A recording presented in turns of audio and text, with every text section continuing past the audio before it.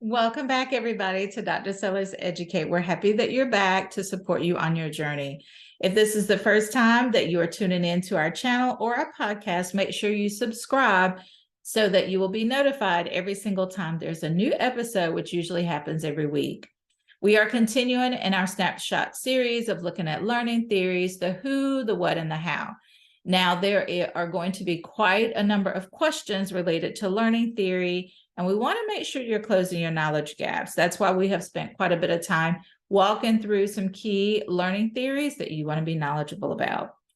If you want to go ahead and prepare for this snapshot, now is the time to print out that study worksheet. It is right here in the description. It is going to allow you to stay focused as you think about what knowledge gaps you have and a strategy to help you close those. Okay, so go ahead and print that study worksheet out, write the date, today's date that you're watching this episode, and then what are the objectives and what do you want to focus on as you review the content, and as you debrief, you want to make sure that you have indeed met that objective.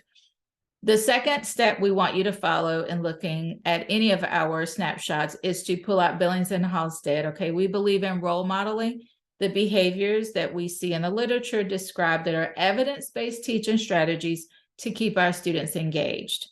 Teaching and Nursing Billings and Halstead 6th edition is really that foundational text that is going to provide more in-depth explanation beyond what we can cover in our snapshot.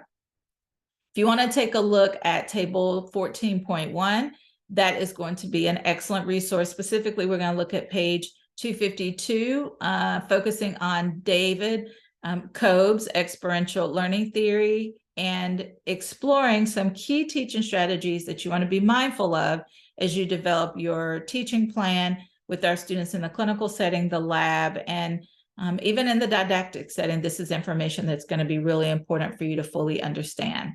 As you all know, we are here to support you until you are successful on the CNE exam or until you complete your renewal process. If this is the first time you've tuned in and you're subscribing here, do know that there are several episodes that you have access to, and we want you to focus on the content that's going to help you be successful on the exam. So there is also a directory available that can be located right here in the description as well. I think those are the major housekeeping tips. Oh, there's one other one.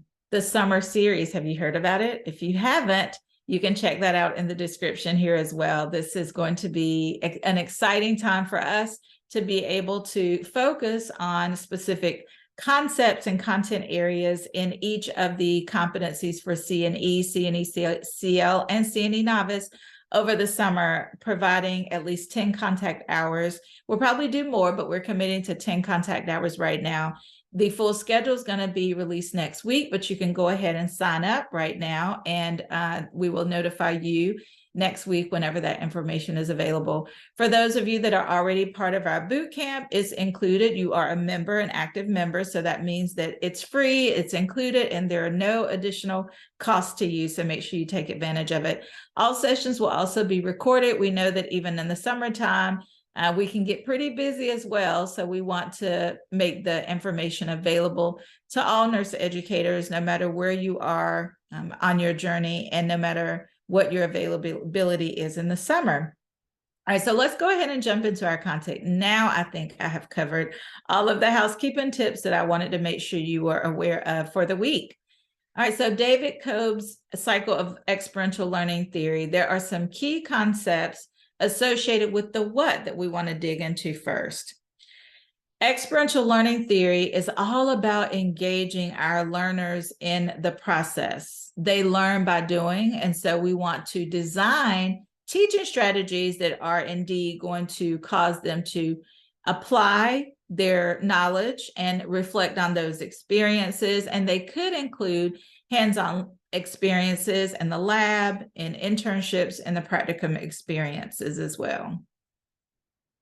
When we think about the 3 pillars of experiential learning theory, we want to hone in on the knowledge. So what are some of those key definitions, key concepts that students must be knowledgeable about? The second area is going to be actual application or activities associated with the knowledge that we expect them to be able to grasp in a way that they're able to make decisions about safe patient care practices. And third is the reflective activities. So taking the time to reflect, the student is taking the time to reflect on what they have learned and perhaps even some gaps that they may have in hopes of providing better patient care the next time they have that experience. We asked nurse educators in a poll, what is the one word that describes your feeling about taking the CNE, CNE-CL, and CNE exam, CNE novice exam? And this is what we heard based on technology that we use called Poll Everywhere. It's a great way to engage your learners in the classroom. We created a word cloud. There are lots of different options that you can set up in Poll Everywhere. The choice we made was a word cloud because we really like designing those. You will see here that time, it has the largest font. That indicates that time was actually the most popular activity or description that was typed into the poll. Okay, so if you're not familiar with Poll Everywhere, take a look at, and I would say play around with it. This is an active response system type of teaching strategy.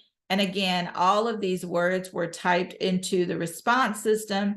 And we can see there's a variety of feelings that nurse educators have: terrified, overwhelmed, scared, fearful, but the dominant response was time.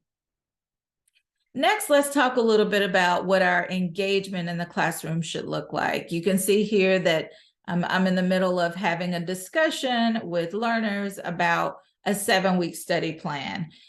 The more we're able to bring experiences that are aligned with application into the didactic setting, that's going to help bridge that theory to practice gap that Dr. Patricia Benner often talks about.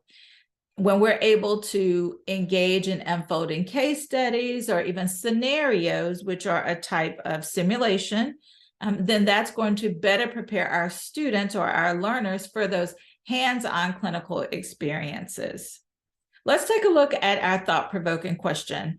The nurse educator is preparing for the next day's clinical activities on the cardiac department.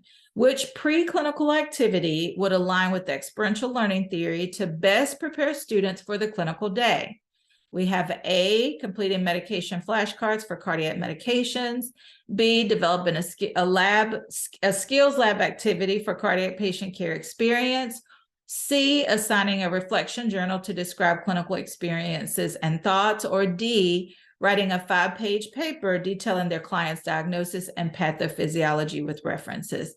So thinking about the what and some of the concepts, those 3 pillars associated with the work and really the engagement and the learning process that we have with our students, you want to think about what is the best response based on the 4 choices given to answer this question. Remember, there are often on the CNE exam, if that's your journey, there are often more than one correct answer that may be included as option, but there's only one best answer. Okay, so you want to think about that. So now let's talk about the how. So how does this align with the key competencies for CNE? It actually aligns with 3 different competencies at a minimum. There can certainly be more depending on if we as faculty are engaged in moving a change forward, or if we are redesigning some of the key concepts in our curriculum alignment or revisions that we know are very important to happen periodically. So competency 1, looking at facilitation of learning. Competency 2, how we support the learner's development and helping them become more socialized into the specialty of nursing. And then participating in that curriculum design or redesign to ensure that we have solid clinical experiences that are mapped back and aligned with our learning objectives for the course. This is a model that we actually put together to design some of the, or to identify some of the key design components of Kolb's experiential learning model. So number 1, the section number 1 of the cycle is going to be that active experimentation. It is designed or defined as planning or trying out what was learned. Remember, we talked about those 3 pillars associated with experiential learning theory. Knowledge, right? It starts with the knowledge. In order for students to be able to scaffold their learning, and our responsibility as an educator is to integrate those teaching strategies that are going to allow for the learning to build on each other over time. Okay, so again, planning out or trying out what was learned is the first phase of the cycle. The second phase is going to be those concrete experiences where students are actually engaging in those activities. Phase 3 of the cycle is that reflective observation, where learners are reviewing, reflecting on, thinking about what went great with that experience. How did that clinical experience align with what I learned? I'm thinking about the knowledge that I learned. I'm thinking about the clinical application and my ability to provide safe patient care. And I'm thinking about how I may do things differently next time, or what a great job that I did as a learner. And then the last final phase, phase 4 of the experiential learning model, is concluding or learning from the experience. Again, that's going to segue our student back through this cycle again, where they have their next clinical experience and they're reflecting on, oh, what did I do a great job at? And then, okay, now how do I put these puzzle pieces together between what knowledge I should have known, how I was able to apply that knowledge, and then what do I want to do differently based on that learning experience? Okay, so those are the 4 phases of learning. If you chose B, developing a skills lab activity for a cardiac patient care experience, you are correct. This is going to be the best pre-clinical activity to prepare our students for the clinical day. This is going to allow us as the didactic faculty or the clinical faculty to engage in a collaborative strategy so that students are going to have a chance to receive that formative feedback, to be introduced to some of those psychomotor skills where they're actually applying the concepts that they've learned in the didactic setting, and to ultimately give better care, right, when they arrive on that clinical day when caring for that cardiac patient. Again, looking at page 252 in Billings and Halstead, table 14.1 is going to be our primary source. That's where you're going to see the explanation around learning involving those concrete experiences and activities. The rationale for reflection not being correct is that would be after the clinical experience, correct? So thinking about the 4 phases of the model that we looked at and being able to determine what is going to be the best way as a nurse educator to prepare students for the clinical experience. This is going to conclude our snapshot. We're excited to see you this summer. Hopefully you'll be able to check out at least a couple of our series episodes. And if you're not, you can always watch the recording. Until next time, have a great day, everybody. Bye-bye.